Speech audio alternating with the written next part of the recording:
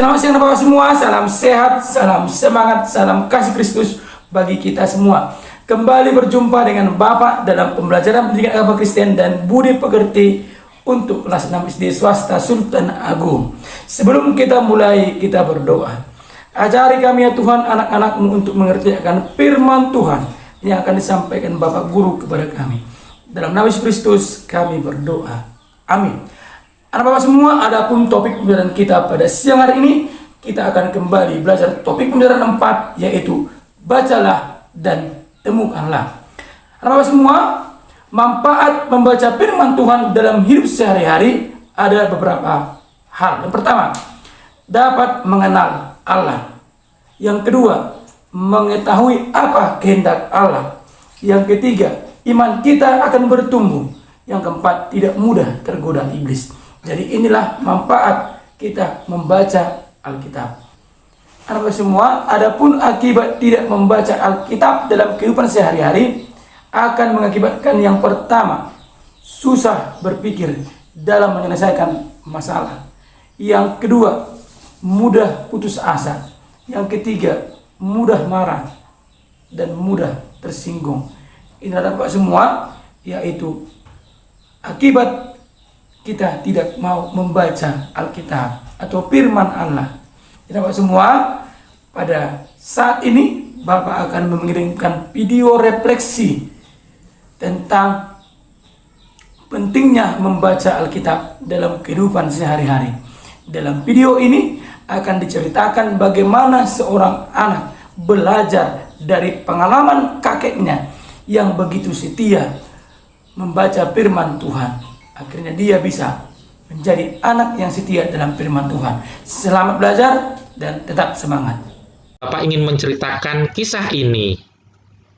Ada seorang kakek yang hidup di sebuah perkebunan di suatu pegunungan sebelah timur negara bagian Kentucky, Amerika Serikat. Kakek ini tinggal bersama cucu lelakinya yang masih muda. Anak-anak semuanya, kakek ini punya kebiasaan yang menarik loh. Apa itu? Setiap pagi, kakek selalu bangun lebih awal dan membaca Alkitab di meja makan di dapurnya. Dan cucu lelakinya ini ingin sekali menjadi seperti kakeknya dan mencoba untuk menirunya.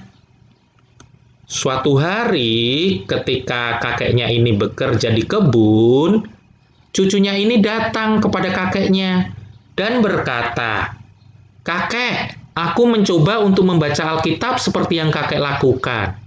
Tetapi aku tidak memahaminya.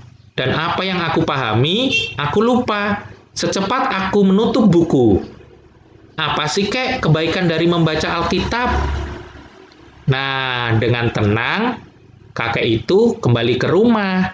Kemudian datang lagi kepada cucunya sambil membawa keranjang tempat arang. Kakek itu berkata, "Coba lihat ini." Kemudian kakek itu menjatuhkan atau mengeluarkan arang-arang yang ada di keranjang itu. Kemudian kakek itu berkata kepada cucunya, "Coba sekarang bawa keranjang ini ke sungai dan bawa kemari lagi, penuhi dengan air." Lalu anak-anak, sang cucu itu melakukan seperti yang kakek perintahkan. Tetapi apa yang terjadi? Ketika cucu tadi kembali kepada kakek, ternyata semua air sudah habis menetes sebelum ia tiba di depan rumahnya. Kakek kemudian tertawa dan berkata, "Hehehe, lain kali kamu harus melakukannya dengan lebih cepat, karena kamu kurang cepat." Maka kakek menyuruh cucunya kembali ke sungai dengan keranjang tersebut untuk dicoba lagi. Wah, kali ini sang cucu berpikiran bahwa dia akan berusaha lebih cepat.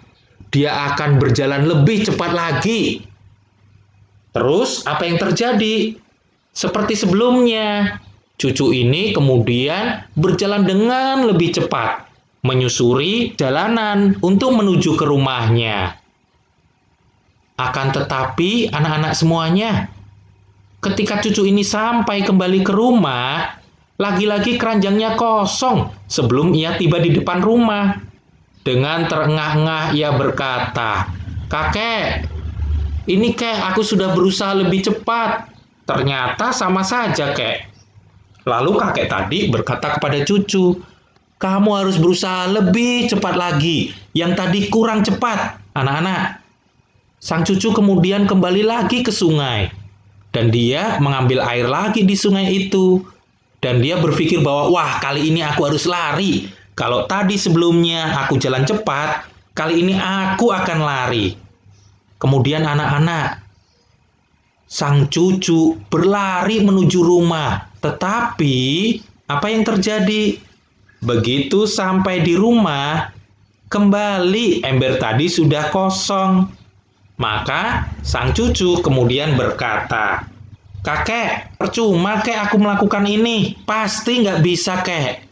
Terus kemudian kakek tadi berkata, "Lihatlah, kamu tidak percuma melakukannya. Kamu lihat keranjangnya?"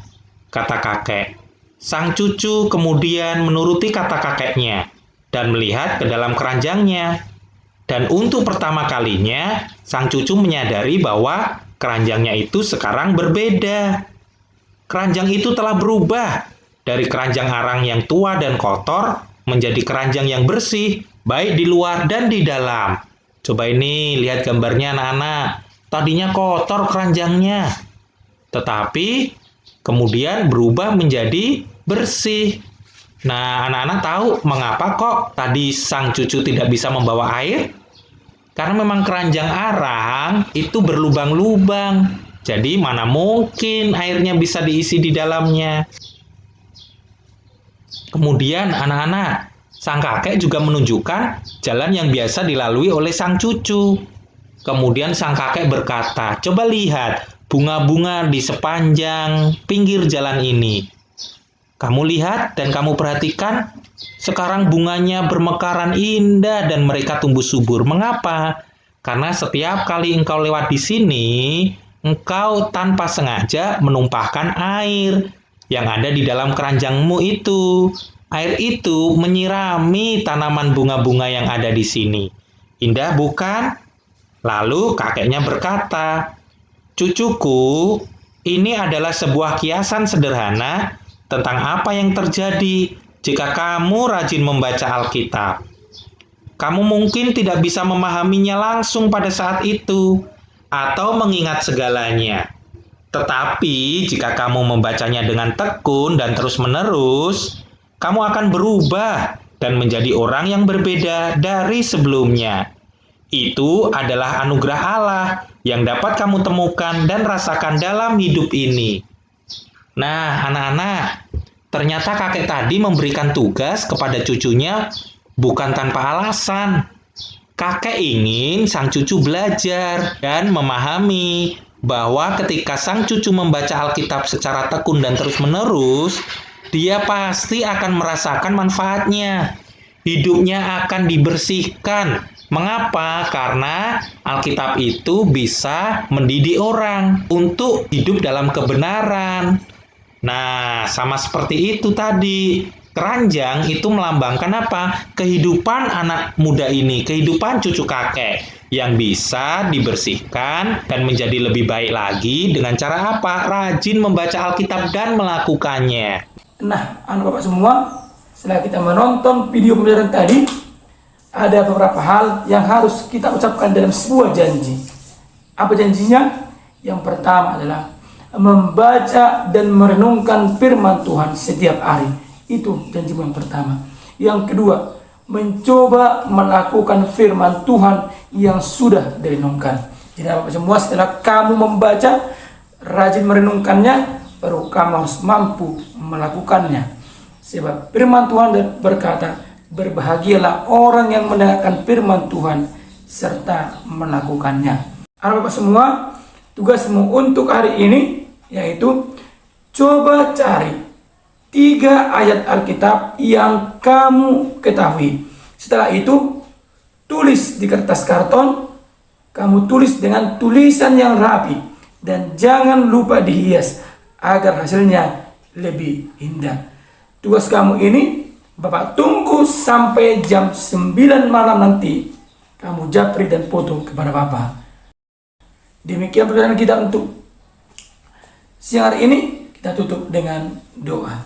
Kiranya Tuhan Yesus Kristus memberkati kita untuk melakukan firman-Nya pada saat ini sampai selama-lamanya. Amin. Anak Bapak semua, sampai berjumpa kembali dalam pembelajaran agama Kristen di minggu akan datang. Tetap semangat dan tetap belajar firman Tuhan dan melakukannya. Salam.